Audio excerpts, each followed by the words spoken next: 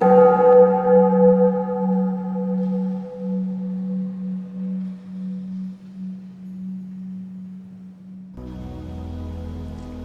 and welcome to the New Earth podcast, which will guide you towards awakening and the embodiment of your highest self through holistic living advice, science, yoga, personal experiences, and expert guests. Let's grow together and build a new Earth. I'm Nancy Crupi, I'm a scientist, and I have a PhD in biology and 15 years of international scientific research experience in fields from inflammation to aging, neurobiology, nutrition, metabolic disorders, and much more. I'm also a Kundalini Awakened spiritual teacher, healer, and coach, and I practice and teach Kundalini Tantra. And I'm Robie Newman-Paris. I'm a biologist with experience in neuroscience, and I've studied the ancient yogic sciences as well as other Eastern philosophies with gurus and yogis while spending a year and a half in India and in Bali. I now teach Kriya Yoga, breathwork, and meditation and help guide people in their spiritual development. Hello, everyone. Welcome back to another episode of the New Earth podcast. Today, we're very grateful to have a very special guest on who's going to tell us a lot about her interesting story. We're joined today by Jacqueline. She is a quantum energy channeler. She's a medicine woman. She's a tantra and breathwork facilitator, and she's going to share her amazing story with us. And it's really, really interesting, guys. And I think this story particularly is going to really impact a lot of women. So I'm really excited for us to be able to have Jacqueline on here and to open up and give her space to share her story. So get ready for a good one, guys. Thank you, Jacqueline, for being here with us. And please introduce yourselves. Tell us who you are and why you're here today. Yes.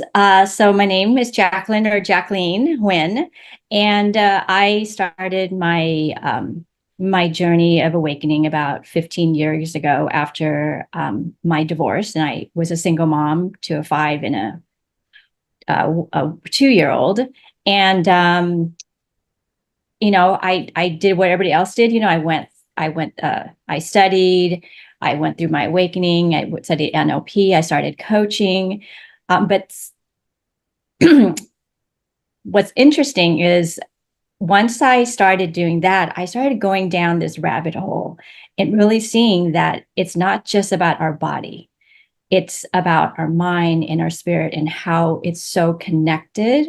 And that if we don't have a balance of all three, this is where disease and this is where aging comes in.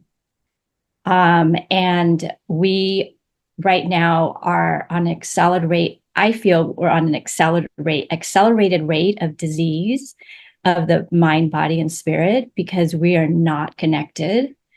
And we're not educated enough. People, the pharmaceutical, the medical industry are not telling us things. They're hiding things, what they're putting in our body. We're not meditating. We're not connecting to spiritual. We have all this stress and all these thoughts that are going into our mind that creates even more distress to our body.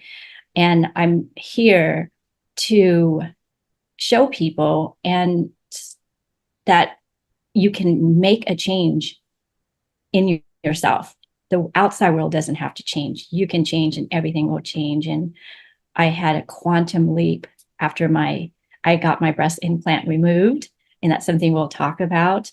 It wasn't just a body healing. My guides, my angels came in, my ancestors came in.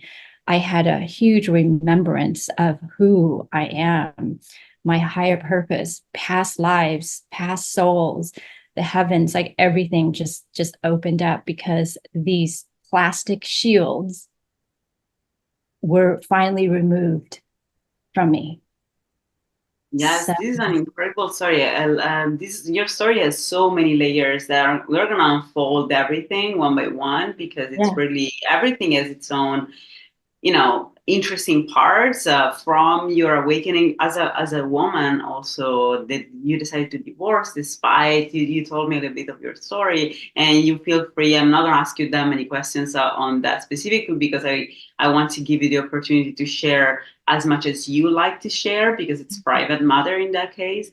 So if you want to share something about how you liked your divorce or like how you went through that, and because you told me something about your story, I think that we had previous episodes in which we said that the real first the real very first step towards awakening is actually to awaken from the gaslighting, to awaken from the matrix of society, which includes also telling us that we need to get married, we need to have children, especially to women, making us fit into a specific box that we're really not meant for most part.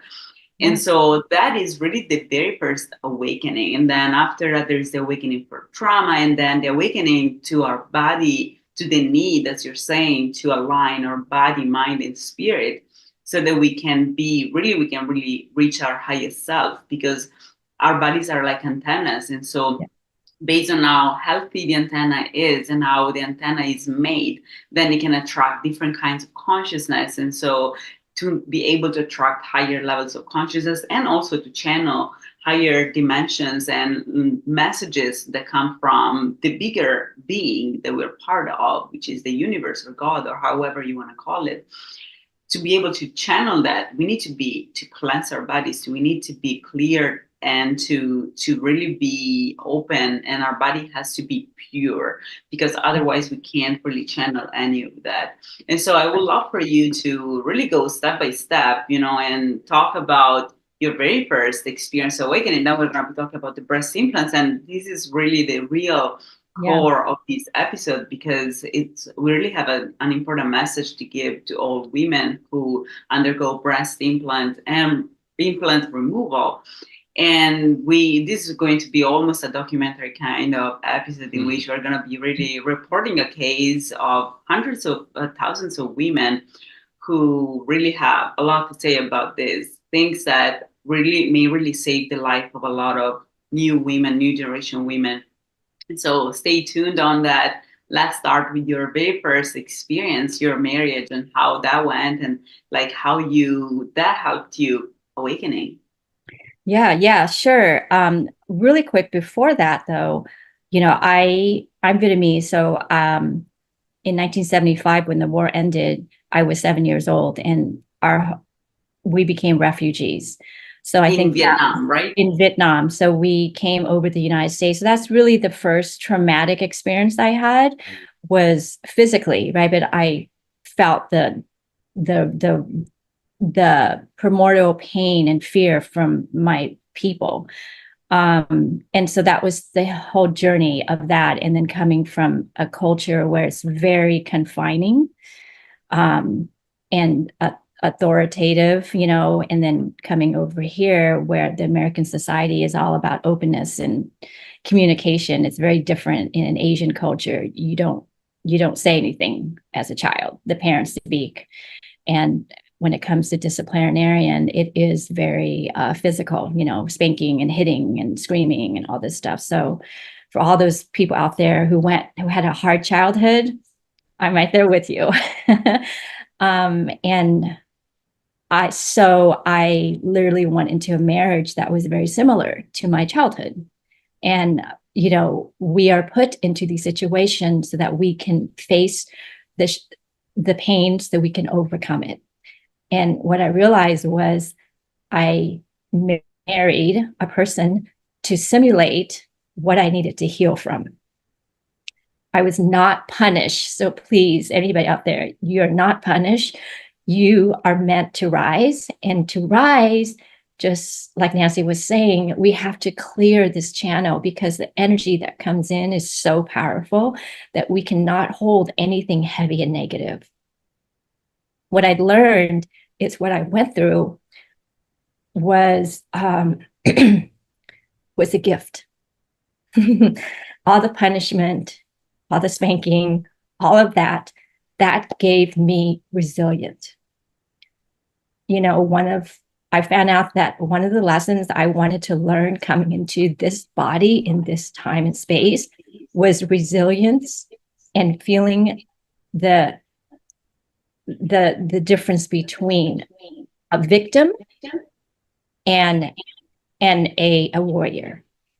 And the only way to do that, right? You can't feel that you're a warrior unless you know what a victim feels like. You can't know what peace is unless you know what chaos is. How do you appreciate the two? And so I realized that going through that gave me this strength to fight for myself, my children, for the people that I help. I think children my give you cat, a lot of strength. my cat is screaming, so let me just open the door. Sure, yeah. Yeah, absolutely. Oh my gosh. This is like, because she's from Vietnam and we forgot to tell you guys. And definitely, yeah, a lot of women went through a lot of like toxic relationship, and I'm one of them too. So I totally understand what you mean. And I'm not from Asia, I'm from Italy, where also the society is very patriarchal. Yeah. And despite I grew up in a time in which almost divorcing was almost normal, because my mom is also divorced. But still, there's a lot of peer pressure into keeping women into these marriages, even when they're toxic. And almost 100% of our couples are toxic because our society is not based on healthy marriage. Is based on coupling people who are codependent, so they make children who are irrational, and unconscious, so that they become, employees in companies that want to just use them as slaves. So this is really the pillar of our society. Is not love, is not family. No. The pillar of our society is making sure that they perpetuate our unconsciousness as much as possible in all possible kinds of ways. So yeah, you were saying about your kid. I feel like your kids give you a lot of strength. I think also that's the difference that allowed your the warrior in you, because we already are our highest self, but sometimes we need pain for us to be able to drag us towards on the other side, in the sense of you have to get to the point where not being a warrior is so painful, because in that case you have kids. And so if you're not a warrior, you're in pain because you know that you're exposing them to pain. So that is so painful that you're like, okay, it's more painful for me to not be a warrior than to be a warrior. And so then you embody the warrior in you. Yeah. Right. What my daughter came in was 5 years old, and she came into my bedroom one morning and she said, "Mommy, it makes me sad when you and Daddy fight." And what I realized that moment was we were fighting when they were asleep. Mm-hmm. I thought they didn't hear it. We were fighting when we were out or whatever, but they could feel the energy. Mm-hmm. Children are so highly intuitive that you could say nothing in the house and they could feel it. And that's the moment I realized that my angels were coming through her and telling me. And that now what I realize is that our children choose us. We don't choose them. My children chose to come into this relationship to help me rise. They're the catalyst in helping us rise. And so when she said that, it was like this energy just came into my body. And I filed for divorce. I was like, this is it. I'm not trying anymore. There is no more trying. This was it. And that was the journey of my comeback, kind of like, it's not even comeback. I would say it's kind of, we're always going in a spiral. We're always coming back to the same place, but more wisdom, with more experience. And so I was coming back to this place of starting over. But now I have 2 children. Where do I go from here based on what I know? So I started learning. I'm like, I don't want to be a parent. My parents weren't good parents. Their parents weren't good parents. I want to be a leader. People look up to leaders. People don't look up to parents. So how do I become a leader? And so it took a year, and I went to leadership development school. And I started being a trainer on emotional intelligence, on communication, on engagement. How do you get people to engage with you? Because you can't make them, especially your children. Especially when they become teenagers, you're not going to make them do anything. And from there, I started learning NLP, which then helped me understand how our mind works and how we can reprogram everything we've learned. Everything. This computer is what they make our computer from. We're so much more powerful, and we're not victim. And so that's what NLP helped me, was programming my mind. And then from there, I learned Reiki, and I realized that energy has so much to do with our mind and our body, and And our thoughts are food also for our body. That's why affirmation is so important, right? And so from energy work, I went into to Huna, Hawaiian shamanism. And really, shamanism, people think it's this like, Indian people chanting or whatever. And it is, there's a lot of chanting, but really shamanism is really about coming back to the earth. It's looking at the moon, the stars, the sun, the water, the air, the spirits of the animals, the spirits of the plant, and using that as the medicine. Because we come from the earth, we go back to the earth. That is our medicine, using pharmaceutical stuff that as the first line of defense is not where we're supposed to go. Our first line of defense is to come back into our body and see what we need to heal. Is it our thoughts? Is it our emotion? And then from there, you'll realize how much of it really is the physical ailment. And so that's what shamanism has helped me become this medicine woman of my body. I'm the medicine, not what's out there. I get to choose what's out there that goes in here. So that's kind of like where my journey of where I got in my expansive, knowledge. And that's the kind of like the holistic side. I'm also a businesswoman. I have my real estate broker's license. So I kind of go between. I'm not just a healer and I'm not just a businesswoman. I'm kind of both. And I think we have to understand that we are all of it. We're not one or the other as we grow.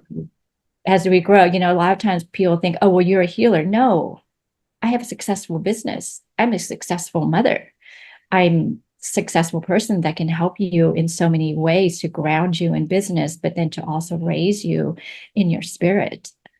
And also, especially when you work, like even real estate, like if you're a healer and you're a very awakened person, you can really help people in a different way. Like instead of trying to get your client to buy something in general, you can really help them choose the best thing for them. You can channel energy for them. You can really channel the best thing. What do you think, Robbie, about that? Yeah, I mean, what I really see is that it's so important to be grounded also in this physical world. And that's what you do with your kind of more mundane side of your life, where you're doing your work, you're actually making money, you're doing the things that are just kind of simple routine tasks. You're taking care of your body, you're putting good food in your body, you're exercising, you're getting fresh air, and you're being a human, right? And these things, this forms like a really solid base that we all need. And this base is what anchors us actually into this earth plane that we exist in. And without this, it's very easy for some people to kind of be very, very high in the spiritual realms and have all these divine realizations, but they're living their life up here. Like you can't even see my hand; it's above the screen, which is perfect actually, because that's what they are. They're not grounded into earth, and when they're not grounded into earth, they're not able to really transmute and transmit those gifts to other people as well. Because if someone is here and their problem is very physical, or even there's someone here where they're having mental and physical and energetic problems, but you're up here, you're in some other realm, you're not going to be able to interface with that person. You're not going to be able to actually bring them that same level of healing. They're not going to feel like they have that grounding strength in your presence. So it's really important to do both things and to kind of live that balanced life. That's the true path of yoga. It's not just about going out into a cave. And that was, the way that it was for a long time. But in this modern era, all the teachers are saying this is not the way anymore. The way is to be a householder, to live a typical life and integrate your spiritual practices into that life. So you can almost divinize your day-to-day work, and you can be that loving higher self in the physical world and share that love in a way that's really transformative and impactful. And it's also really beautiful what you said about how your kids came into your life to, share and to help you, to inspire you to get on your healing and growing journey. And I think that's something, I'm not a father, but I've seen that with my own mother, where when I kind of started my spiritual journey and we had a lot of dialogues, I really saw that she was also being able to open up, and now she's completely transformed her whole view of the world. And, she's, before she was working in elder care, and now she's trying to be a death doula and really help guide people from this life to the next life. And she really feels like it's her divine calling. She's really on her path, and she's much more in alignment.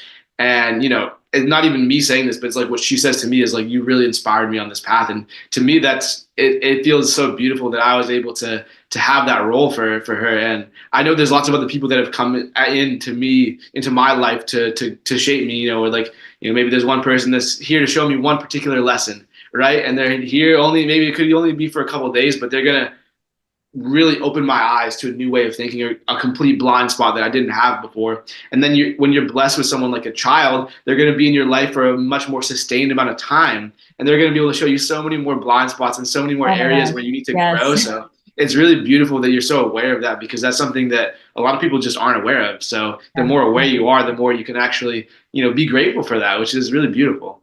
Yeah, I think outside of our parents, our children are going to press our buttons the most. Yes, and they can be your teachers. You know, everything is like they're just lessons in life. Everything is a lesson. Sometimes I feel like children, especially when we talk about divine messages and messages from our highest self, I think children, as much as people who have mental illness, for example, they tend to be more the channeler of these messages, because children, because they tend to be very innocent and they don't have the blockages and the filters that society put on adults. And so they tend to just say whatever comes to them, right? And so whenever they channel something, they just say, they don't think it's wrong or there's something weird about that. Even if it doesn't come from them, they just say, they feel the need of saying something and they say it. So I feel like children can be real channelers of very high messages they don't even realize they're doing. And in the same way in which also people with mental illness, you know, because they also are unfiltered people who have completely removed sometimes, especially people with schizophrenia, for example, people who have removed the filters that society put on them. And so they are just, at that point, they're just vessels for messages that come from somewhere else. And they feel free, or they need to actually still say those things. And so it's beautiful that you're capable also. I think when you're, like, I've experienced it myself, when you really align in the spirit, you really can recognize when something is a message. Like I can really feel when someone comes to me and tells me, you know, you need to do this or you need to do that. And I can feel that person is being sent to bring me back on my path, or to tell me something important. I get these synchronicities a lot in my life, or like people that I need to help, like that really are there for a reason. And, you know, I'm the right person that they need at the right time to tell them the right thing. So now once you realign and because you usually go through so much stress and so much anxiety and so many distractions, that we really are not as clear-minded and peaceful as we can, right? And so because of that, even if these things happen all the time, because these things are all around us all the time, we just can't recognize them. And so we need to have a lot more messages for us to finally realize, wait, there's something going on here. Maybe they're trying to tell me something, right? And so we need to have a lot of messages, because we have this grosser energy. We're so disconnected and so distracted, and there's so much noise, so much background noise in our mind and in our body and in our diet. And, you know, what we eat determines the kind of antenna we are, again, and how clear-minded we are. So it's beautiful that you've been able to realign. And I think this connects to then the next step that you said. So when did you realize, you know, you told me about your story with the breast implant, which is something that blew my mind. So please tune in on this story, because really this is incredible. Because I feel like we are told half of the story in general, and the other half remains completely untold. And you really showed me the whole cycle of this abuse that comes from the healthcare system. So please share your story about that. So when did you realize about your breast implants? Yeah. So, you know, I was 21 when I got my breast implants in, and I started acting in the Hollywood industry. And as we know about Hollywood, there is a persona that you have to be. And big breasts is one of them. And being Asian, 5'3", I was an A cup. And I didn't want to get these huge implants, so I just got something smaller. So I became like a large B. I was 21, and, you know, it's just, you don't know, you just follow what you're told that's the best thing for your career. I ended up leaving the industry in my late 20s, got married and everything. But I just didn't get it removed, as at that time, I really didn't have any issues that were prevalent, issues that I thought would be related to that. Come to find out later that it was. And so I'm 57 now, and I finally got them removed last year. So they were in me for over 35 years. Wow.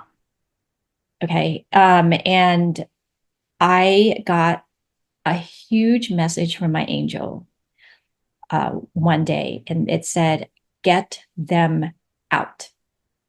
It was so loud. I thought it was like someone from behind me saying it. But what I understood what that meant, it was get these things out. Because I've been on a holistic journey, and this was the one thing that was not holistic in my body. And how did you realize, like, how did you feel that those were like somewhat blocking your path?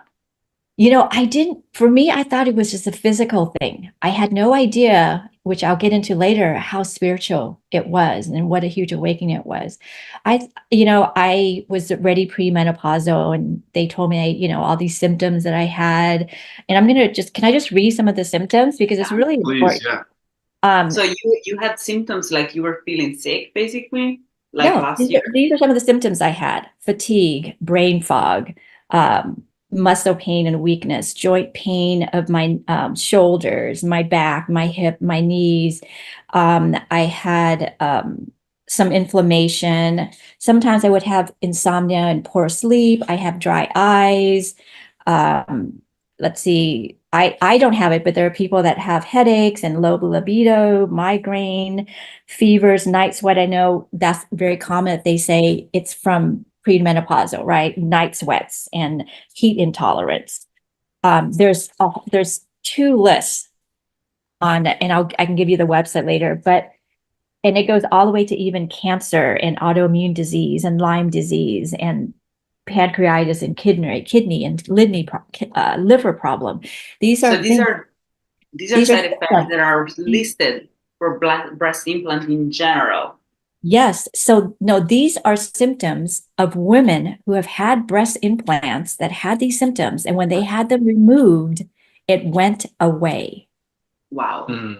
Thousands and thousands. This website, so it's called. We can add the link in the description. Okay, yeah, that'd be great. So there's a website of women, basically. There's a website. Hundreds and thousands of women are reporting in. We're all doing it self, there's no group out there, professional group. It's just all of us women, hundreds and thousands of women coming together and reporting their symptoms before and after. And these are symptoms all the way from, fatigue to cancer that have literally gone away when their breast implants have been removed from their body. And so these are women that actually have recovered, right? Think of all of the hundreds and thousands of women who have died, not realizing that it's from breast implants that could have saved them. That's crazy. But are all these, so now I'm wondering, when you got your breast implants, have you been told about all of these potential side effects? No, they give you something to sign, and supposedly there's a black box somewhere in where you sign, in all these things that says, it literally says death in the black box, but no one looks at that. You just sign, the things are so small, you don't even know it. There's hundreds and thousands of lawsuits that are against right now, the companies that make the implants. And but how much do you pay? Pardon me? How much do you pay to get them implanted and to get them removed? When I got them, it was a long time ago, but I paid $2,000, and it cost me $15,000 to get them removed. And that's on the low side. I had a really great surgeon, and he was really all about getting women healthy. But I have seen quotes as high as in the 40,000s. Wow. That's crazy. That's crazy. And did your insurance pay for that? Nope, not mine. Why not? Because unless you can prove you're really ill, insurance, like it has to go through this whole procedure process. And some insurance will pay for it, but for some women, they need to get them out now. They don't want to have to fight the insurance company to, prove all these things. So a lot of us just take a loan out, and that's what you have to do. Like, who has just $15,000 just to pay, Absolutely. But there when you got them when you got the implants, did your insurance pay for that? No, the insurance doesn't pay when you get implants. Yeah, that'd be worse. But absolutely, just was guessing. Oh my gosh, it is crazy. I did not expect for this whole thing. And you were telling me also about the removal, that is a whole process, and some doctors don't remove without telling their patients, don't remove the whole implant, which is crazy. Yes. So some doctors, so what happens when you have a foreign object that goes in your body, an implant? Your body, and Nancy, you can probably. And I'm going to give them more explanation on that, more about that. Okay. Okay. So with the doctors, I can tell you, there's someone I know where the doctors just took out the silicones that were in the sac and left implants. But what we don't realize is, I also have a list here. It's called chemical soup, but it's the chemical makeup of the silicone gel, the inside, and actually the bags. And this is just a small list of all of the chemicals that's in the plastic. Okay, so even when the doctor wants to go and then tell you, we're just going to take the silicone or the saline out, right? No, it's the plastic that is also so just toxic on your body. Or they will. We're going to be talking about what the plastic. So basically, like this, just to give people an idea of how it works. Like when people get breast implants, what happens is that the surgeon makes a cut, really, like he opens up the breast, and then he inserts this plastic wrap that contains a silicone, kind of like semi fluid thing, because that's the way in which breast is like simulated, right? It's mimicked the breast kind of texture, right? And so what they do is that they have this plastic container and then the silicone inside. But all of those things are obviously chemicals, right? All of those things are not made of biological compounds. These are all plastic. And so what is plastic? Plastic is, as most people know, really comes from oil in the end. It's like a polymer. Yeah. So a polymer is a very, very long molecule that then whenever you see how plastic is, that it's very hard and creates this impermeable material, right? That's why we use plastic to make bags, to make containers, to make everything, because it's made of these very long molecules, which make this material very malleable. And so it can become very thin, and it still can be very impermeable to everything, which means that what you're actually doing is you're putting your body something that does not actually fit with your body in a sense. It just creates this barrier that simply is like an external, an alien object in your body, in a sense. Allow me the term alien, in the sense it's really something exogenous that does not blend in with your body, and that really like creates this external thing. And so what our body does, obviously, right? So our body is meant to attack everything that is exogenous. And so whenever we try to put something in, and I randomly just also published a scientific article on how the engraftment or rejection of the implants in our body can go based on the immune response, and how the immune response attacks or not these implants. And obviously plastic is a very toxic compound, in the sense that our body is not meant to have plastic in itself, right? We are not meant to deal with plastic. And so what happens is that our body sees this material, goes in the breast, the immune system cells go in the breast, and they find this barrier now, this wall that they contain something. They don't know what it is, but they realize that there's something that is really blocking them from accessing the rest of the body. And so they can see that there is something that is a barrier, that is an external and exogenous body, and they start trying to attack it. And so because they can't attack it, because obviously plastic is very resistant, it's designed to be very resistant and impermeable. So what the body does, it creates, as you were saying, this whole like layer around the breast, which is really like an attempt to basically isolate this exogenous body so that the body does not absorb all of these material. Because even if plastic is impermeable and everything, is not indestructible. Also plastic, it takes time, but also plastic gets degraded. And so with time, and if all of these cells keep attacking, small molecules of this plastic, we're talking about microplastics today. You were telling me how many microplastics. I mean, that's a whole other thing that's like kind of related to this that's really important to touch on also. And it is, plastic does degrade. And this does happen, like you're saying, through the immune system, but also even just through like movement of your body. Like when let's say you go on a run and like you're having like friction happening inside of your body as well as on the outside. And this is going to slowly wear away to the outside surface of the implants that you have. And, these plastics have now been found in all of our bodies, even in our brain tissue, there's microplastics now. And these things are already so prevalent in our environment. It's really important that we also learn to limit our intake of plastics. And, some easy ways to do this, a lot of it comes with food and water. So, don't use plastic water bottles. I think a lot of people know this already, even if they're ones that are like not containing PFA, which is one of the worst chemicals. Now, a lot of them don't have PFA in them, but really all plastics are still going to be not a good thing that we want to put in our bodies. So, use a glass or a metal water bottle instead. That's really a lot better. If you have food, store it inside of a glass container. There's a lot of glass Tupperware containers that are a lot safer to use than plastic. If you're cooking food, also it's important.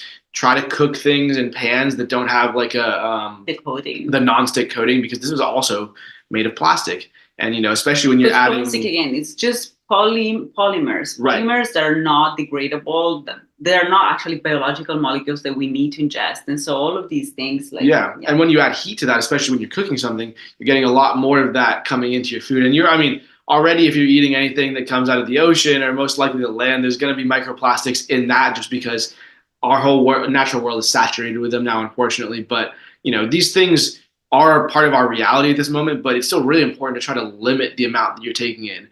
Even if you can't completely get rid of it, the less you can have in your body, the more you're going to be able to be in a healthy state. You're not going to have the inflammatory diseases that are associated with them. A lot of times, cancers also come from these kind of things. And again, it makes sense too, because you have these little teeny irritants that are, found inside of your tissue, and then your body's reacting as creating this whole immune inflammatory response to try to remove them. And, our body is used to removing like bacteria and other biological things, so it has good systems for that, but it doesn't have good systems for destroying inorganic plastics. So when it tries to do that, it's just going to be wasting a lot of resources and putting us into a state of inflammation where the actual end goal of that inflammation is not going to be achievable. So it's going to be wasting a lot of resources and putting ourselves into artificial inflammation, which again a chronic inflammation, because plastic is not degradable. It takes a long time to degrade it.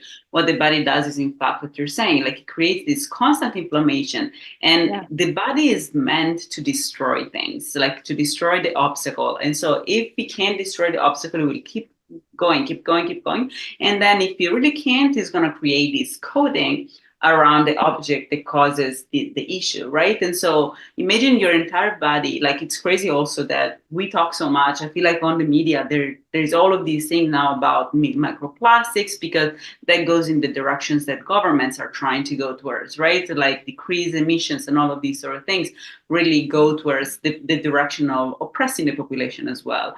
And so obviously talk about microplastics. And then how can you not talk about breast implants, which are not micro, but macroplastics. Yeah, so, exactly. So it's a huge surface that your body has to constantly, your immune system and your inner organs have to face, and that causes inflammation. And inflammation is not something local, in the sense that, yes, you have local inflammation. What is inflammation? Inflammation is when the cells of our body go and encounter an obstacle, for example, and they need to be healed or cleared, and they start going there and trying to destroy it or to eat it or to degrade it, basically, so that they can clear it out. If they cannot do this, then they try to call more cells. And so to call more cells on the site of the infection or whatever implant, whatever thing that is exogenous they need to destroy, what they do is they produce cytokines and chemokines. So these are compounds that go into the circulation, which are pro-inflammatory. So they create a systemic inflammation, because what they're trying to do is they're trying to send a message to more inflammatory cells. Hey, come on site because I need your help, because this obstacle is too big for me. I can't handle it, and so I need your help. So what they do is they create all of these molecules, they secrete all of these molecules which inflame the whole body for them to call all of these cells. But that task is impossible. So they have an impossible task because that implant is not destroyable and it lasts years. You had it for 35 years, right? And so the cells of your body have not been able to destroy it. And so what they do once they cannot destroy it, then they call another kind of cells, which are the pro-fibrotic cells. So what they do is they're like, okay, we can't destroy this obstacle. Let at least try to isolate it. And so what they do is they create all of these collagen and fibrous coating that tries to kind of isolate the plastic from your body, but it's not made of plastic in the sense of our body cannot literally make things that are truly impermeable in a sense. So everything is permeable. Every biological molecule is in some way permeable.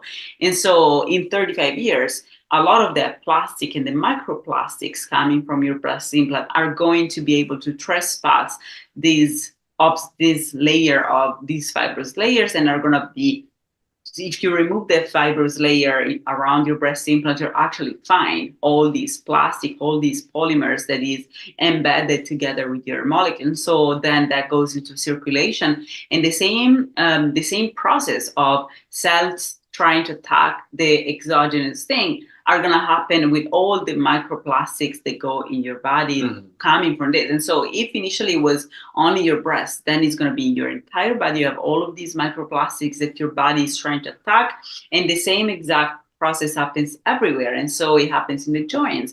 And so your cells start attacking, creating these fibrous layer in joints, and so you have joint pain. And then it happens in the brain, and you have brain fog, and then it happens in the muscles, and you have muscle weakness. Right. So this is the same process that happens over and over and over. And whenever the body, we talked yesterday about the fact that, like I think yesterday, yeah, about the fact that whatever thing you put energy into, it's what you find in the future. So you have 100% energy and time and resources, right?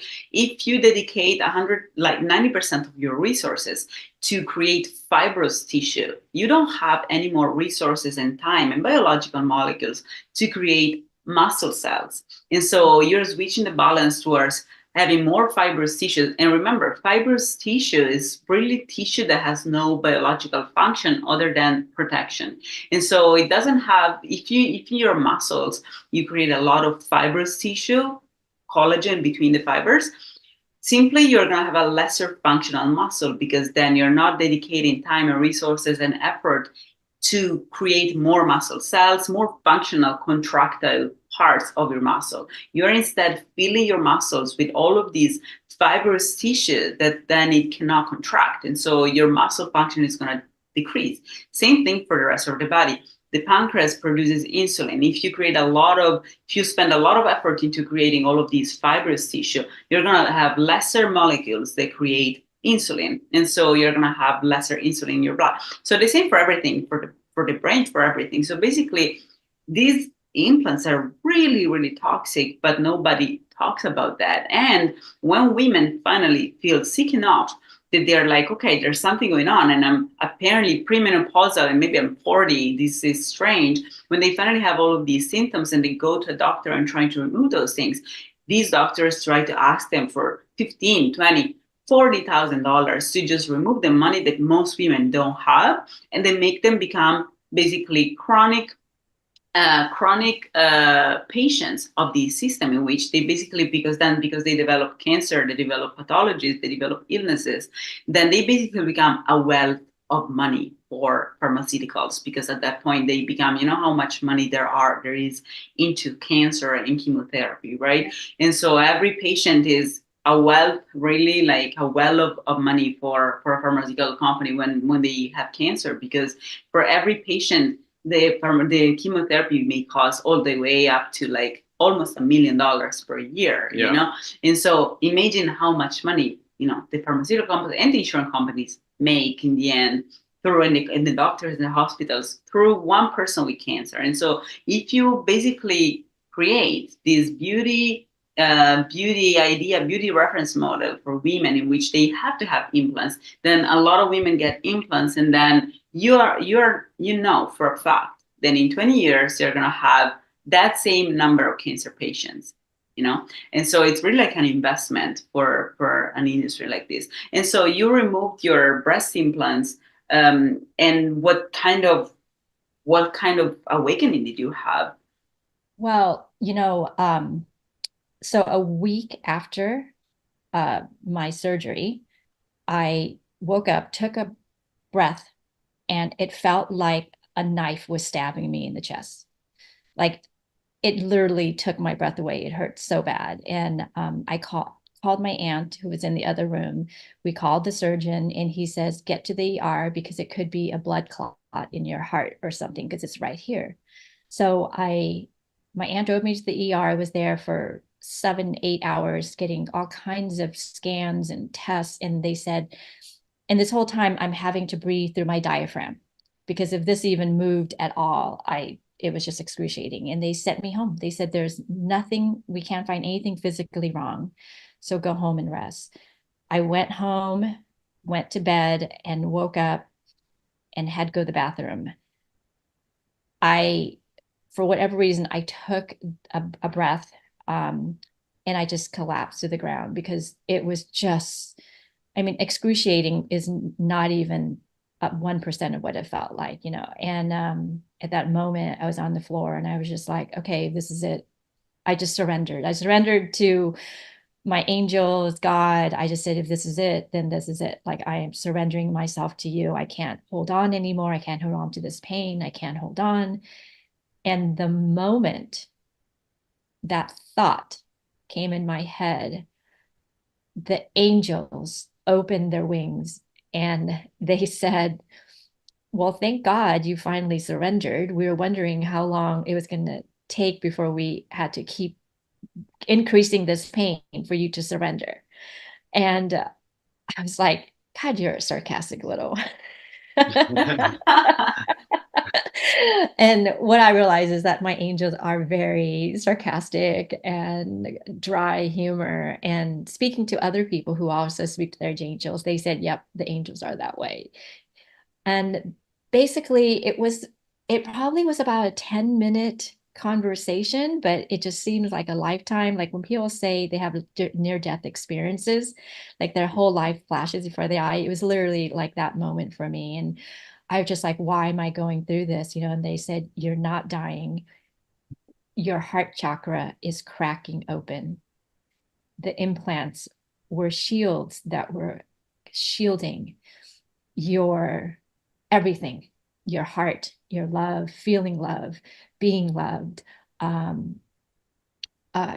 your power, your gifts. Like this is right here. This is our soul. Our heart is the pathway to our soul, right? And they said, it's not fun when your heart chakra is open. It is very painful. It is literally cracking open. And they brought in my ancestors, and they said, you are here because you come from a lineage of healers and channelers and intuitive. My mother was able to see spirits. Her mother that's what I found out later on. I always knew my mom did, but I didn't connect all the dots that I'm connected to those dots too. I just thought that was my grandmother, her aunt, my aunts, and all of that. But they said that I have the tools to heal our lineage. They didn't.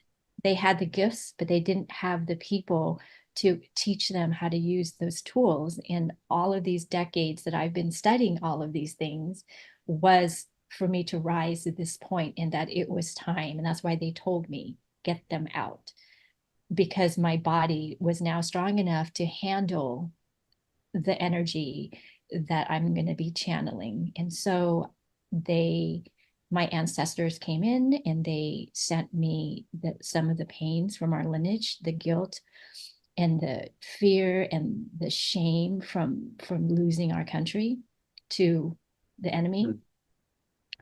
And I was able to just send love energy to heal that lineage backward so that I could heal it going forward. And my grandmother came in and said that she speaks for all of her ancestors. She showed me the hundreds and thousands of ancestors that stand behind her, next to her, to show me that they're always here. My angel said, I speak as one voice, but here, this is how many angels you have. And they spread across the mountain to show me. They said, you're only going to hear it as one voice, but this is how many you have around you. And they told me also that everyone has this, that we are all born with our ancestors holding us and our angels holding us, but we've lost that connection as we've gone through life. And that when we come back to it, they're always there. And the minute we surrendered, like I did, the minute you surrender to them is the minute they're able to help. It's free will. This world, this earth is free will. We get to do what we want to do until we ask for help. And they're just right there wanting to help. And sometimes they're helping to teach us a lesson. It may feel like, God, this is so powerful. Why are you doing this? But this is what I know. They're doing it to make us really remember who we are. And that's what happened in the days and weeks and months. I had a remembrance. It's like I was an amnesia victim and only remembered this lifetime. And I started opening up. I got a lot more into gene keys, astrology. I started seeing my life in the stars, my contracts, and my friends would be calling me every day because I literally was just holed up in my house. It was so hard for me to go out because it just seemed too much that was coming in. My friends would call me and say, what's going on? How are you feeling? And I would tell them, and they're like, how do you know all of this? I said, it's just being downloaded. So literally, like, I'm downloading it from the clouds, and my mind is expanding and seeing that this isn't, I'm just not, I'm multi-dimensional, and it's all coming in. And that's when I realized, and they speak to me all the time, I'm a channeler. I'm channeling messages. I'm a messenger delivering message from another time, another portal to the people that need to hear that message. And they're sending energy through me to someone I'm working with. If I'm helping someone with a business, they're also helping me guide this person because they might not be listening to their guides and their ancestors. So their guides and ancestors are speaking to my guides and angels and ancestors.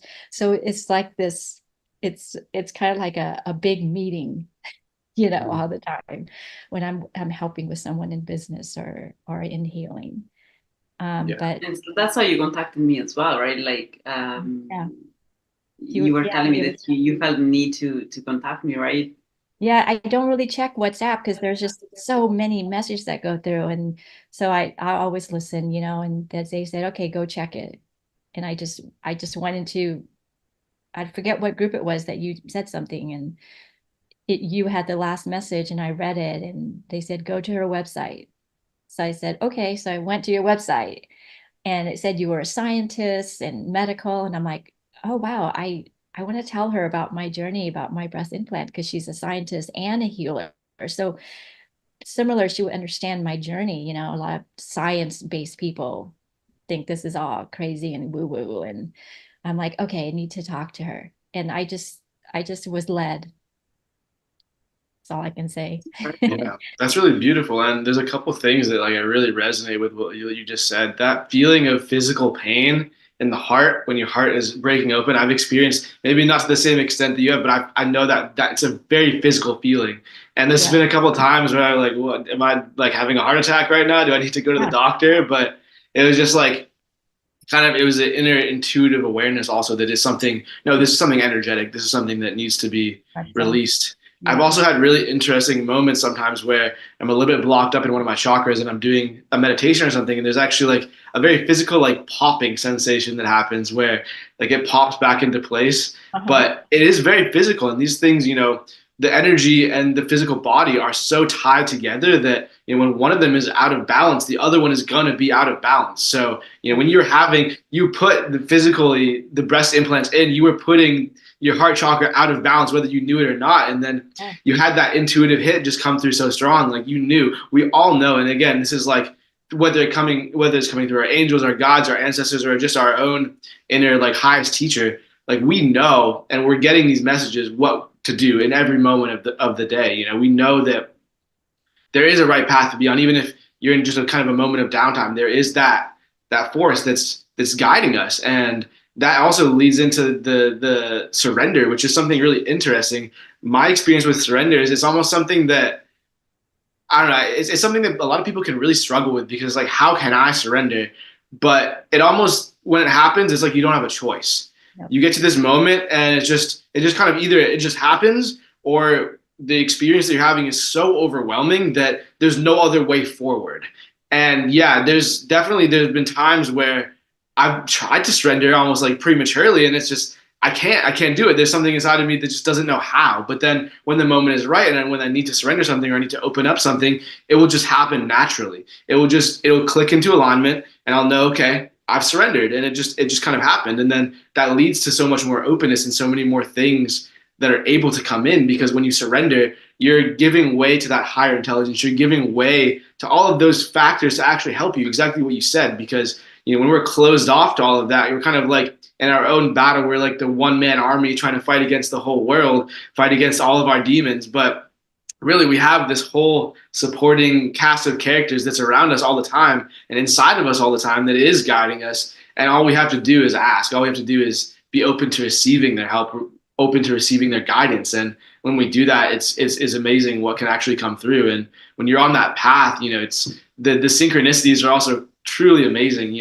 Whether for me personally, I get a lot of messages through other people, and I think a lot of times they don't know they're giving me messages. It's just something that, like, I meet one person and they say one thing, and I'm like, that kind of resonated somewhere where it felt pretty deep. And then usually this happens within a period of a day or maybe 2 days, where I'll meet someone else and they say the exact same thing, or they say something that's perfectly complementary to what that first person said.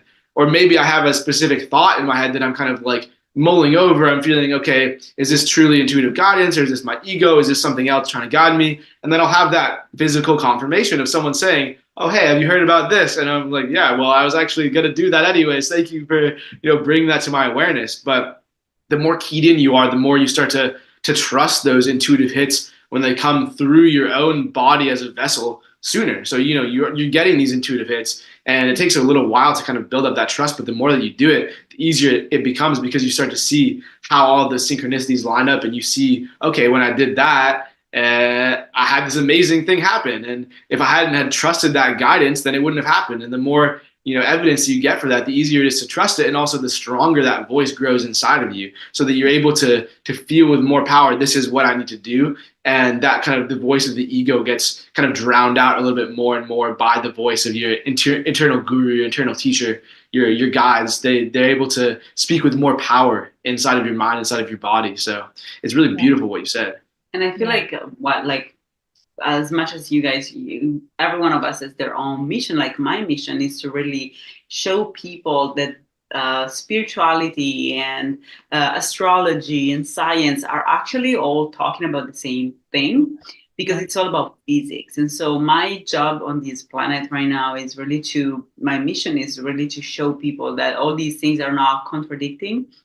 And then instead, there is a theory. I published a book called The Fractal Universe and the Theory of Everything.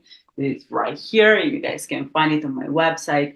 And it's really like a way of bringing together some of these things. And there's more. I could write 10 more books on this, because it's really all about understanding the fact that I think there is a beautiful book called Flatland that I suggest everybody to read. It talks about how difficult it is to understand higher dimensions when you are a being that is part of a lower dimension. And so in this book, that again, I suggest you all to read, but spoiler alert, I'm going to talk about what the content of the book is, in the book, it's just a metaphor, like an analogy for these higher, different dimensions, right? And so in the book, they talk about geometrical forms. And so there are segments, some people in this flat land. Flat means it's a flat word. It's just a two-dimensional word. It's meaning a sheet of paper made of like this flat dimension in which they don't have access to a third dimension. They're just two-dimensional. They don't even know what a third dimension is. And so some of them are just round, some are segments, some are square, some are triangle. They don't even know what triangles and square and everything is, because what they only see is how big the size of each one of them is, because they can only see the flat dimension, right? They can only see the dimension in that sense. And so in this thing, interestingly enough, women are segments. And so men consider women dangerous because they never know whether they're points or they're segments, and they can pass through them and kill them because they're like this segment. And if you see them on their, if you see a point, if you're like, oh, it's just a point. If you see on the side, it's just, oh, it's a segment. So they never know how to interpret them. They don't, like, which is the word, this perfect analogy. So they don't know how women function really, and basically women can be dangerous for them. But then one day, this three-dimensional object comes into this flatland, and it's a sphere. And as the sphere goes through, the only thing they see is that the sphere changes size. It's a segment that changes size, and they're like, oh my gosh, what is this new thing that it doesn't have a fixed size? But they can't possibly see that it's a three-dimensional being because they don't have access to that dimension. So this is to say that, first of all, to be the best way of existing in this world is really to be agnostic. Agnostic comes from Latin, and it's a, which means no, agnosco. Agnosco means knowledge. So non-knowing. So basically, agnosco is what Socrates used to say. I know, I don't know, right? So being agnostic means knowing that you don't know until you know, right? And so living by this principle means, okay, I don't know whether there are more dimensions, because even if there are, my body only allows me to access this number of dimensions. In addition, I feel like most people don't understand what actual dimension is, because we talk about dimension in terms of space and time and actual physical, like three-dimensional, because that's how we think. But dimensions are also smells. Smells is a different dimension of reality, right? As much as energy, feeling energy and channeling energy is a different dimension of reality. Passing to a different life and our soul going into the ether, it's a different dimension. All of these things are really different dimensions of living. And as a psychic and a medium as well, I also understand that, because how I perceive the world and how I perceive people is in a multidimensional way. I can see their trauma, I can see their childhood, I can see their blind spots. Aren't those all different dimensions, right? Because I'm not seeing them as a two-dimensional being with eyes and skin and their skin color and all these things, but I'm seeing them as all of these information that they contain, that their energy contains. And so it's important to understand what really dimension means. Also, those are dimensions, or our psychological shape, how I call it, because it's just a multidimensional shape that we don't see. It's also a dimension, right? Our shadows and our spikes and all of those things are a different dimension of our soul, right? All of those things are dimensions. So a lot of people already don't have access to these dimensions that a lot of people on our planet do have access to, such as mediums and psychics. We do have access to information that can be considered a different dimension of being that many people are completely unaware of. And part of it is also due to heart chakra being closed. And I have personally had experiences of people who I have read the heart chakra of, because I do chakra reading, because trauma tends to clog and keep stuck certain chakras and block certain chakras. And I had experience of people who had this huge, really blockage on their heart chakra, and I could feel, and I did not want to take those clients because I could feel that as soon as their heart chakra will open, they will have an explosion of light that will really create a lot of pain. And I felt I was not experienced enough, or like I did not have the tools to really channel the kind of energy, because that's exactly what happened to you, that you had this, it's cracking open, and it's really how it is. It feels painful because it's like a shell. We don't see that we are shells too. And I feel like a lot of people don't realize the connection between energy and matter, right? We are all energy and matter. I want to just make people understand that our body is for 99% empty space. 99%. It's empty space. So how is it possible that we're solid? That if I do this to Robie, hey, don't hurt me, that if I touch him on his shoulder as I'm doing, how is it possible that I'm bouncing back? See, I'm bouncing back because he's solid. How is that even possible? I'll tell you why. Thanks to energy.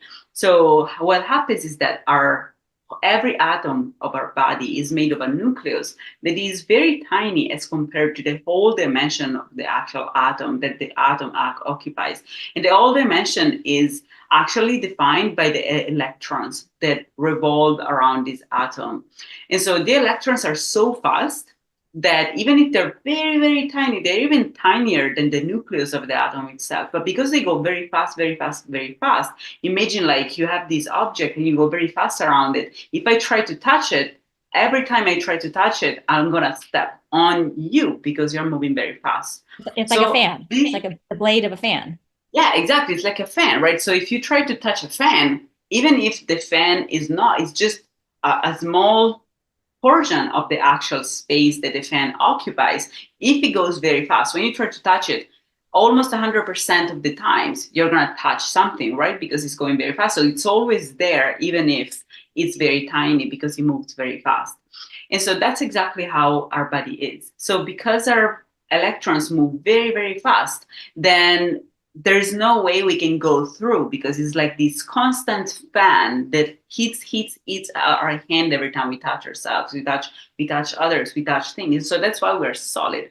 So reality is that is not even that, it doesn't even have to do with matter anymore. It's really energy, because when the electrons go so fast, they stop being matter, and they can be anywhere at any given time. And so that means that they are not anymore a molecule in a place. They're a wave of a cloud of energy that surrounds this atom, and it creates this barrier, like a fan, this barrier that is impermeable. And so by being impermeable, is impermeable to light. And so that's why we are not clear, we are not transparent, we are solid, we have a color.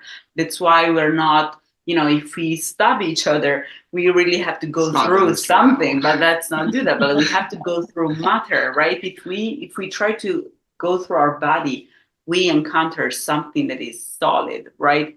And so that's what it is. And so I think people don't understand how much energy really, it's not just a woo-woo thing. Energy is what we're made of. We are mostly made by energy. We will not be solid if it wasn't thanks to energy, because if it was only thanks to the amount of matter we are part of, we will be like ghosts. Like if it was just for the matter we're made of, we will be clear beings that go around and nobody can see them, because we will just be translucent, right? Like transparent. And instead we're not. So we're hit by the light, and we have a color with a shape. So this is important, because otherwise people may think, like not everybody believes in angels, not everybody believes in higher dimension, not everybody believes in energy. But energy is what really runs our world. The whole reason why our world is solid is thanks to energy, not thanks to matter. Matter is 1%, actually 0.1% or something around that, of the actual things you see around. And I live upstairs, and so like I'm at the first floor. So if I had to rely only on matter, I will not be able to stand here, right? I will just fall down. But instead, thanks to the energy that the matter is also made of, like the matter and energy together, they create this solidity of our world that allows us to have floors, to build buildings, to do things. It's all thanks to energy. So that's what energy is. And you read energy, right? So it's beautiful. So another thing I was going to say about the heart chakra, this is something that's really interesting. When you said these layers or this shell, is something that when you think about it, you think of this shell as protecting yourself, but really it's almost doing the opposite of that. You're creating a barrier from the outside, but it's creating an unhealthy state on the inside. And really, your heart is the truest, best shield you have. It's the most protective thing you have when it's fully open, when it's fully expansive. You express that love, and that love acts as a barrier between you and the world. And when people enter your field, they feel that love, and it's going to actually be able to change the way that they interact with you. There's something in the yogic sciences called a kovach. And this is like basically, it's like a shield of light that if you're truly in your yoga practice, you have this shield of light around you. And it actually can change people's behaviors when they enter it, or that even if someone has really bad intentions for you and they come close to you, they might just bounce right off it and go down the street the other way and completely forget what they were even going to do. There's one teacher that I met who's in Northern California, he's in his 80s, and he's very experienced in a lot of different things. And he had an experience when he was living in New York City where he was just starting to do yoga, and it was really awakening all of these inner remembrances in him, the same way that you had those inner remembrances.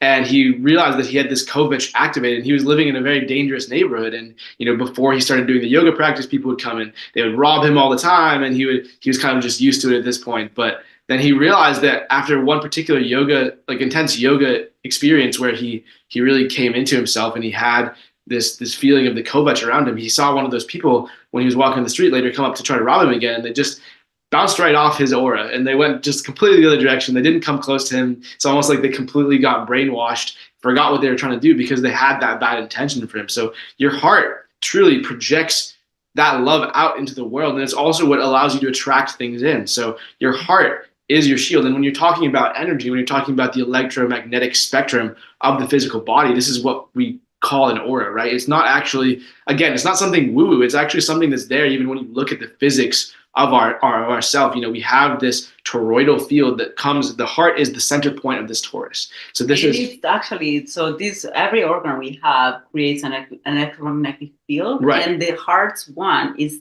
10,000 times stronger, right, and bigger than the brains. And so the heart chakra is something really interesting because all of the chakras kind of have set sizes, right? And they can maybe oscillate a little bit, but the heart chakra has a unique property where it can continually expand.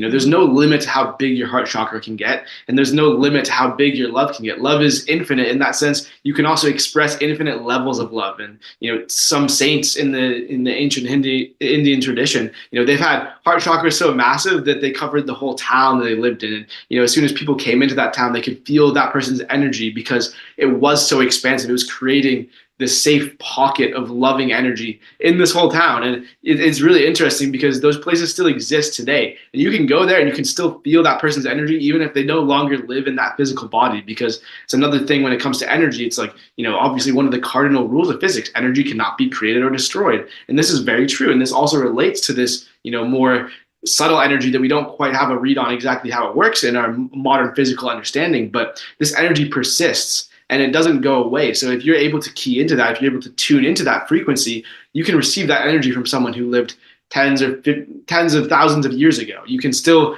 be in that person's presence in a way that they're really there, they're really existing.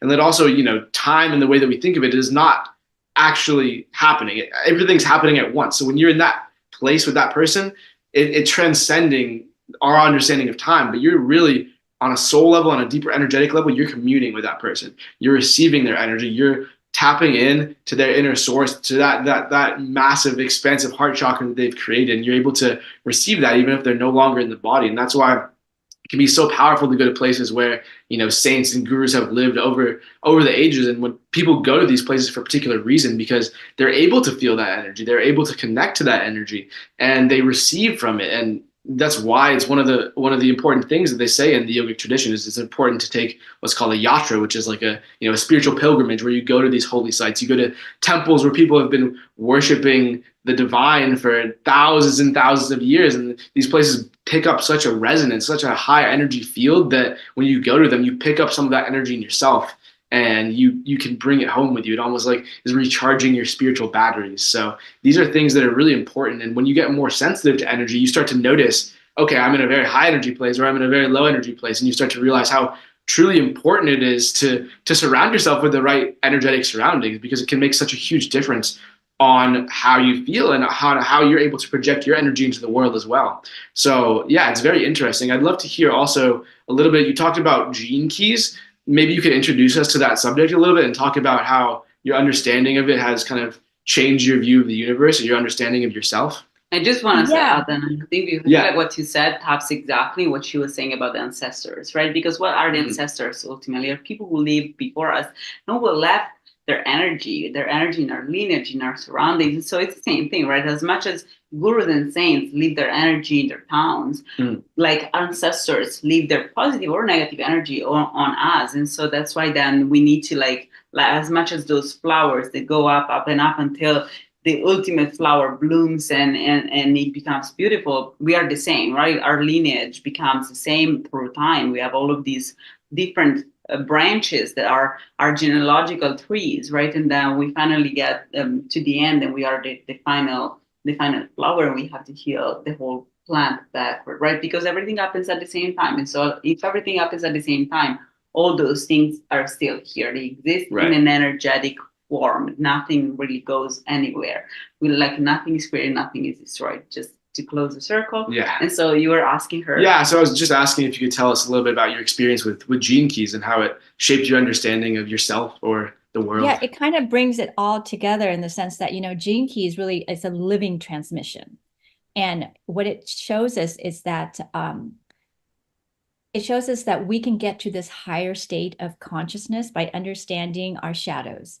And the shadows is really a seed to our greatest gift. So we live in a world of duality. I said earlier, how would you know what peace is if you didn't know chaos?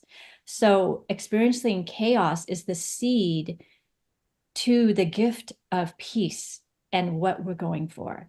And in Gene Keys, there's 64 archetype, and you put in your birth date, and it also prints out your specific archetype that is kind of like your default, but we all have it, all of us in there. Just for example, I'm a Libra, but that doesn't mean that all the other signs doesn't affect me too, right?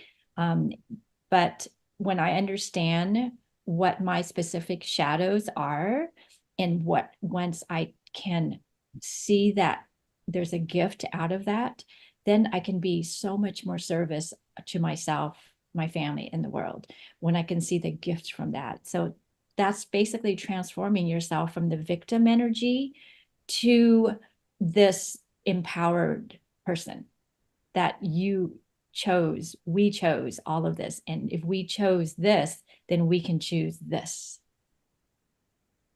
Yeah, that's amazing. I think the victim is such a huge thing that we need to get out of that mental state, because when we are in the victim mentality, we are taking away our own power. We are disempowering ourselves because we're taking the role of being oppressed. But really, we all have this innate power inside of us. And if we choose to activate it, then we can take the power of our life. And it might be difficult because you have to accept the situations that you're put in. Okay, I'm taking responsibility for this. But once you're able to do that, it's going to unlock so much power that you can access, and so much transformative power. Again, talking to your purpose on this earth. When you take that victimhood away, you empower yourself to take steps towards that journey to become the person that you're supposed to be, and to really empower others too. Because when that's how we're oppressed by society, one of the biggest ways is that we're put into this place where we feel like we're always the victim. And then when you're the victim, you're focusing on the negative things. And again, in the last episode, we also talked about manifestation, and it's a lot about where you focus your mind. When you focus on negative things, even if you're saying, I don't want this thing, in the terms you're trying to manifest, like let's say you're trying to lose a little bit of belly fat. You're saying, I don't want belly fat, right? Your brain is focusing on belly fat. And so you're going to get more of it. But it is the same with the victim mentality. When you're focusing on the negative aspects, when you're focusing on the abuses and the things that have been done to you, and that doesn't invalidate them also, because they are very real. But when you focus on them, you give them more power. Wherever your focus goes, that's where your power goes. And instead, when you focus on reclaiming your power, taking that weight back onto yourself, then you focus on your power, and your power grows and expands and it blooms. And then when you have more power, you're able to empower others as well, which is how we have to spread this ripple in the world of empowering ourselves to empower others, so that we can actually create real change in the world. Because we can't do anything by ourselves in a real big, meaningful way. We need to work with others. We need to empower each other to really heal to step into our power so that we can work together to create that change that we all really desperately need and want. So. And from a physical standpoint, this thing that we're talking about, the victim mentality. So we talked yesterday also, Yesterday being the last episode. We recorded it yesterday. You'll see it a week apart. But so we got your last episode about the fact that we're like sponges, right? And so we have to keep going. There is really nowhere else to go other than forward, right? Because we're expanding. We need to keep expanding. So what is ultimately the victim mentality from a physical standpoint is us believing that we have hit the end and we're going back. So instead of keep moving, we believe that this is an obstacle and then we have to go backward. So because everything in the universe due to gravity is really a hyperbola, it's like a hyperbolic trajectory in which we are born and we're like pushed very far to grow, and then the attrition from the world around us and from society and from the previous layer of the universe that are already there is really like the part that is really like destroying us, and it oxidizes us and makes us age, and it tends to delay us so that we have to go back. So we have to understand that the power of keep going is not just something that comes from our birth and our physical body. It's something that comes from this infinite source of love the universe is.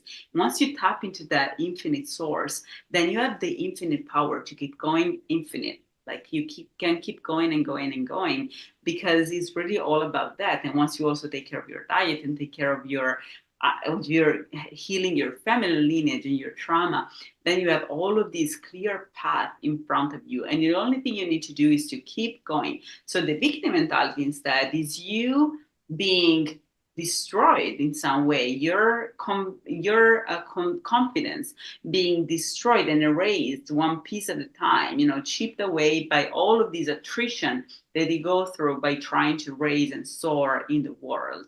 And by having these attrition, some people, because it's also a matter of personality type, some people personality type diet, like some people get to the point of thinking, okay, this is it. I don't have any more energy to keep going. And they start thinking in the victim mentality. The victim mentality is not anymore soaring. It's the one that goes backward. They finished the trajectory and is going backward. And so that is the peak. That means when people reach their victim mentality and they stay in their victim mentality, that's just a fall. They're falling, they're slowly falling down, falling through gravity.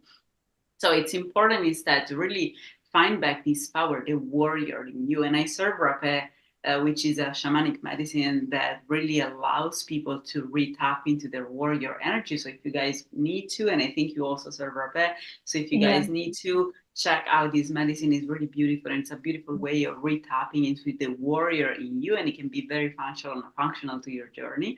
And so once you tap into that warrior, then you can really keep going and going and going, because we are warriors. Warriors not in the sense of war, in the sense of fighting for a mission, to have our mission in the world. And that is achieved by keep going, keep going, keep going. The victim mindset is only something that it doesn't serve you, it doesn't serve anybody, because the victim is someone who already is starting to reflect all of this attrition that is received by the world towards ourselves. And so it becomes a lack of self-confidence, it becomes depression, it becomes suppression. It's everything. It's a downward movement. And instead, when you really are embodying your highest self and you're embodying your mission, you're embodying your light, you're emitting. Because what is light? Light is emission, right? Light is emission outside, it's blooming, it's a movement that goes outward. And so when you go outward, you're expanding, you're following the expansion of the universe.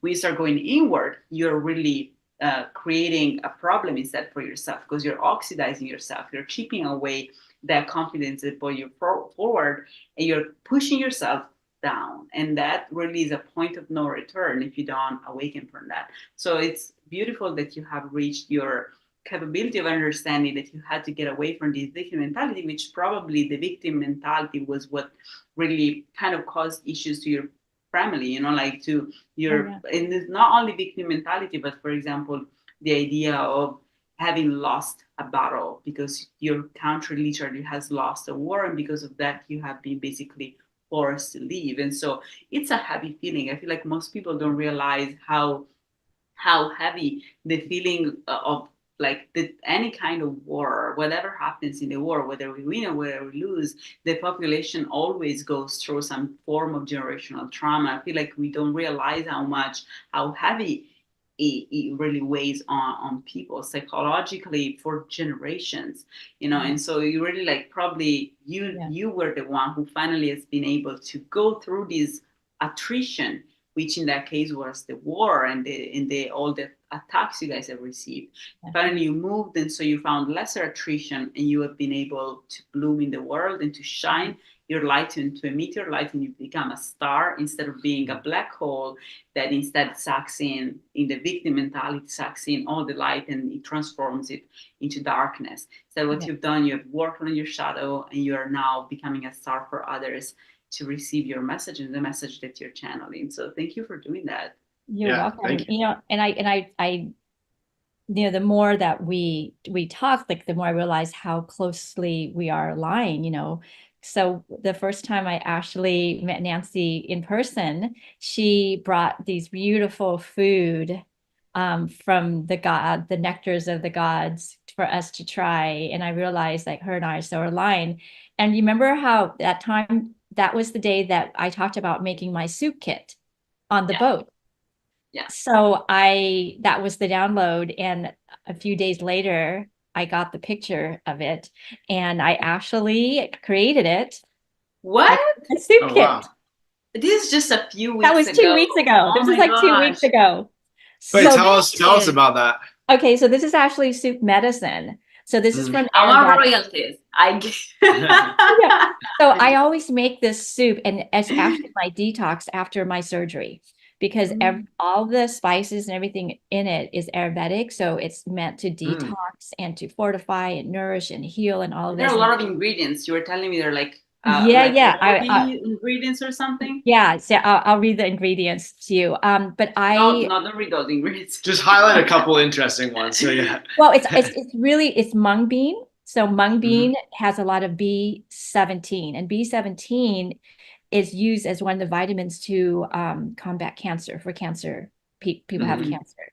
It also has like 12 different spices, turmeric, coriander, the list. It's just a list of stuff. And so all of these herbs and spices combined with a mung bean has a reaction that is like explosive to our body. And I learned, I'm on an Ayurvedic diet, and I was given this recipe, which much less, and I created my own recipe from it. I added more spices, I had vegetables, and every time I bring it to potlucks, everybody loves it. And they always ask what the recipe, and I tell them, and they're like, no, we're never going to make it. So I was with Nancy, and I'm like, I should just create the spice kit where it has all the spices, and all they have to add is the fresh ingredients, the vegetables and water and onions and garlic, right? And so that's what I did that week after, and I had our event, and I sold out.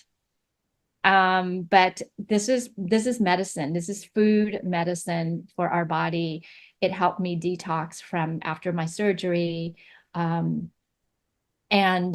it's like, Ayurvedic is one thing that's just been so powerful in my life. And I think, Nancy, you can probably make a testament to that. This is ancient medicine. This is not something that just came out in the last 100 years from a lab. This is thousands and thousands of years. It goes back to Tantra, how they use the land. This is also shamanic, how they use all these herbs are from the land. It's from seeds and oils and ghee butter, and so this is how our body heals. We go back to that place. And so now I sell it on my website, and people can come and pick it up in person. That's incredible. And we can check out the website. It'll be down in the description. Yeah, I'll have to link it. If you guys are interested in trying that beautiful medicinal soup, you can do it. It's find out more about it, the benefits and all the ingredients. But Nancy, you were there to I love it. See the download. Absolutely, I love it, because we were just talking. This is how powerful you can become when you tap into your light, right? This has happened like 2-3 weeks ago. We had this chat, and she was telling me, I used to make this soup. She literally told me the same story, and I was like, you have to make this product. Why don't you sell it to people? People need to have access to this soup because this is beautiful. You know, what you're telling me that healed you and it's based on Ayurveda and it has all of these very powerful medicinal plants in there. I'm like, this is something that people need to have access to. And in 2 weeks, 3 weeks, she already made a product. She's sold out. It's incredible what we can do when we come together. As you said, we need to come together. It's incredible what we can do when we come together because as I always say, you know, and this is maybe I've been the messenger for you to give you the strength you that you did needed to get that out, right? And so this is really how we all push each other, the energy, how the energy goes around and through our throat and through our heart chakra, we pour out the message. And energy is not just a form of like physical, like waves, you know, like energy is energy is ideas, me giving inspiration. You a word. Me telling you something, it's energy, right? There are different levels of energy in the sense that like energy itself can be, you know, different levels of things are moved by different things. Like a chair is moved if you move it. A person is moved if you tell them to move. And so our words are energy. Everything we do is energy, right? And so everything we do has a power. So we have really oftentimes disempowered from our institutions and from the industry, and we have really been disempowered and we've made us think that we don't really, what we do doesn't matter, to the point that even elections don't matter anymore. Whatever we do, it looks like we don't really have any power, but that is really false, because the best way of taking away power from people is to tell them that they have none. But we have a lot of power. The only thing we need to do is to remember that we are 8 billion people on this planet. And that whatever we do matters, because if we synchronize and if we help each other and if we support each other with just one word, imagine what one word can do to people. If you go to your neighbor and you know that they need that little bit of additional extra push for them to do something that is going to impact your world positively, how much can you do? You just go to your neighbor and you give them a word. It's not even money, it's a word. It's a word that will empower them. You know, we have so much power that goes beyond money and that has nothing to do with like physical materialistic things. And it's our words, our capability of like our smiling to people. How many times have you started relationships by smiling at people, by opening your heart to people, for people to enter? And that's such a powerful energy. And then you start a relationships that stamped into things, right? The same thing. How much you just saw my message. I posted a message in a group. You saw my message. And from that message, look what came the soup kit. This episode, our friendship, and like everything, you know, like everything, like all it stems. It's like a spider web that keeps going out and connecting. And hopefully now I'm connecting other people, and this message about breast implants and how like all of this is going to help so many more people that didn't even know. So all of this by opening your heart, opening our heart to and listening others and surrendering and trusting. All of these things. And surrendering is important as well. Like now we're about to wrap up, but like surrendering is so important. And I think we should also talk more about that in a different episode. Like what really surrender is in our experiences of surrender, because I also had a lot of experiences of it. And surrendering is really about pain, in the sense that this is an example that I give all the time. It's really the caterpillar that becomes the butterfly. It's not the caterpillar knows that is about to become a butterfly. The caterpillar gets to a point where being a caterpillar is too painful, and so it gets into a cocoon. And then being in the cocoon is too painful, and so it gets out. And the same thing why the chick gets out of the egg. You know, it's being in the egg is too painful, and so it gets out. And so that's how everything happens in the universe. Whenever we get to a shell that is too painful and too small for us, and being in there becomes too painful, that's when we get out.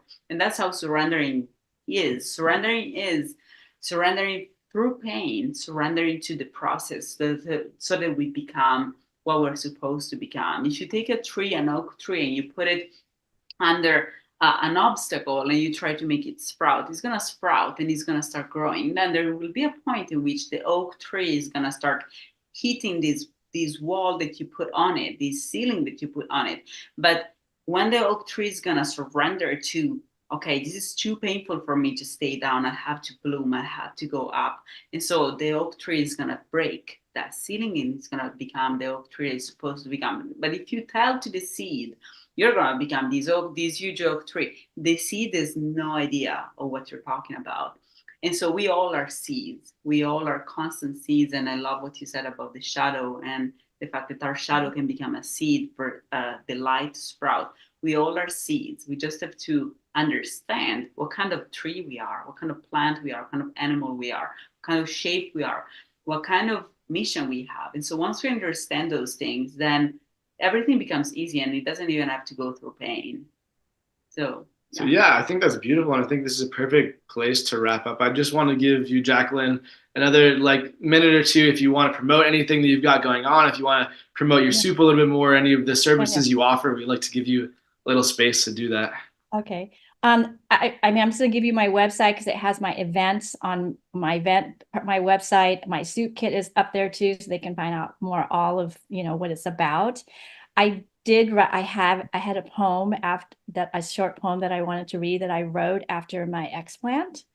So when we're ready to wrap up, can I just read it really quick? Of course. That would be at great. the end of the episode, I feel like if you want to promote anything, do that, and then we're gonna close the episode. And right after the episode, you're gonna add the part of you that reads. So let's do this. So my website is called ecstaticlovelife.com because I believe we should be living a life of ecstasy and love.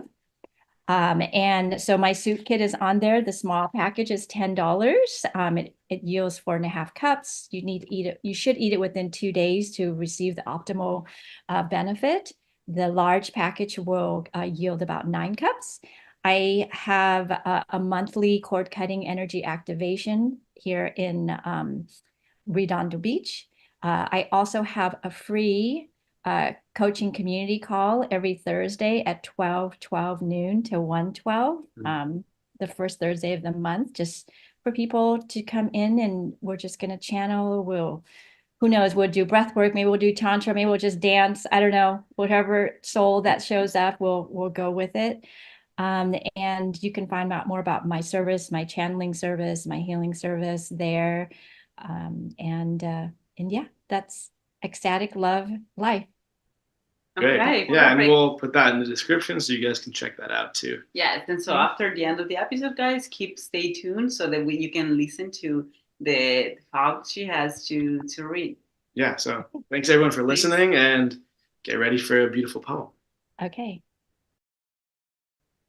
It's time to stop the madness of comparison, of ridicule and shame. It's time to intoxicate ourselves in the joy of a life unbound by guilt. Fill ourselves so full of wonder, ecstasy, and delight that others' opinions fade like shadows in the night. Fill ourselves with the rapture of love and laughter so our true self can shine again. It's time to feel the majesty of freedom, of a fresh, clean space within.